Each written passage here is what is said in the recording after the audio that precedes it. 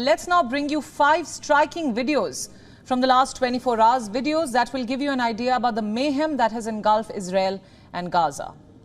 Video number 1. It's from the early hours of Sunday. It shows explosions rocking Gaza city as Israeli forces launch retaliatory strikes.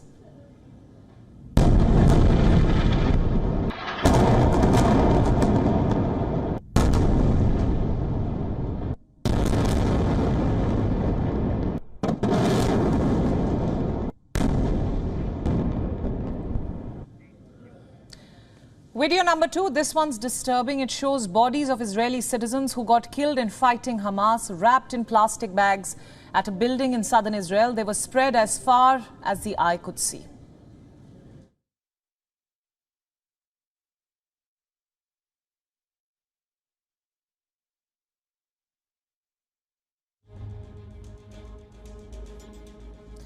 Video number 3, this one shows a building collapsing after an Israeli airstrike in Gaza. This building was known as the Palestine Tower. It used to be the headquarters of several media institutions. On Saturday evening, it was reduced to rubble as plumes of thick black smoke spewed in the air.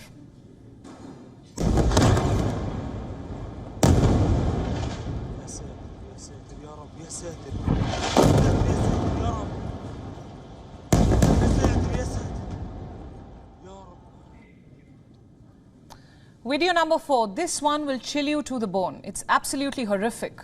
It shows a barefoot woman with arms tied behind her back getting manhandled by an unknown armed man. He then holds her by her hair and bundles her into the back seat of a vehicle as some people whistle in the background. This only shows the level of barbarity that those waging this war have sunk into. Allahu Akbar! Allahu Akbar! Allahu Akbar! Allahu Akbar! Video number 5. This one shows the moment an Israeli strike hits a building as people run for cover. Reports say the strike unfolded in a residential neighborhood in northwest Gaza. Watch this.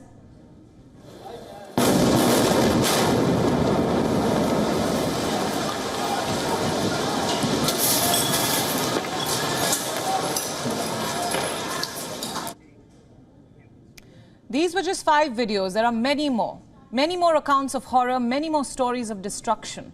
Most of us hoped there will be no war. A lot of us said there will be no war. But we were making these statements based on what's rational. But then again, when have conflicts ever been rational? All rationality has now gone down the drain. In Gaza, buildings are shaking. Streets are crawling with militants and flashbangs are flying overhead. Reports say more than 313 Palestinians have died. This is according to figures that we checked on last at 9 p.m. Now, this figure includes 21 children as well.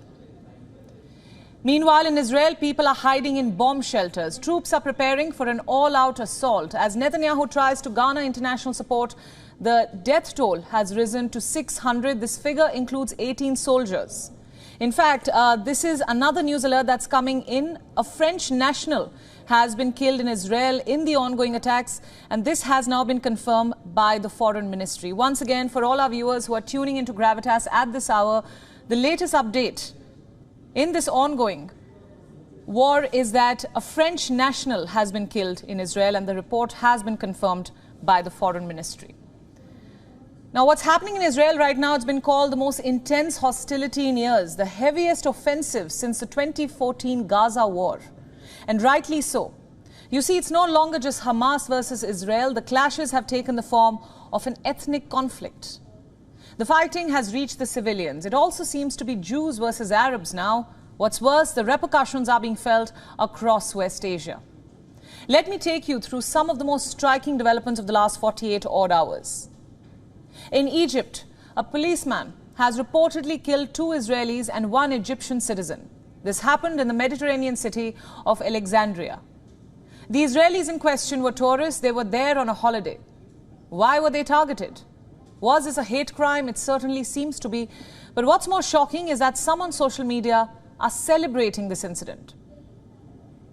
Meanwhile, in Iran, pro-Hamas banners have cropped up. There are also billboards with anti-Israel slogans. Videos of celebration in Tehran have also gone viral on the internet. In Lebanon, the Iran-sponsored Hezbollah has pledged support to Palestinians.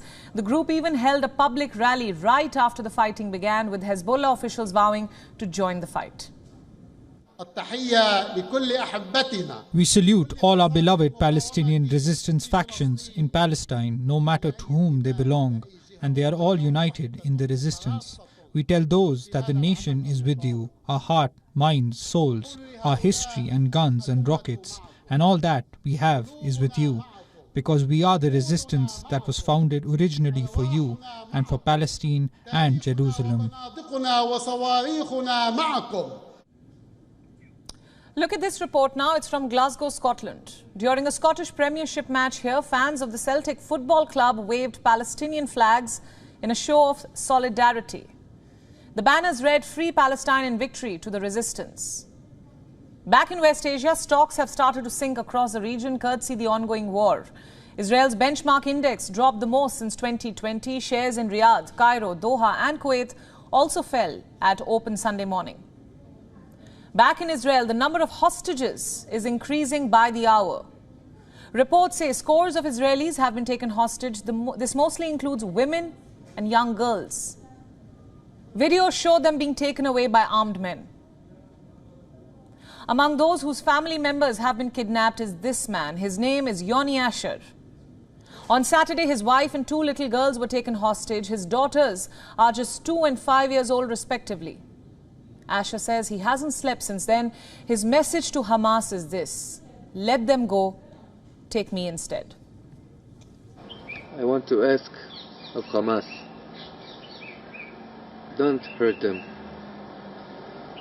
Don't hurt little children, don't hurt women. If you want me instead, I'm willing to come.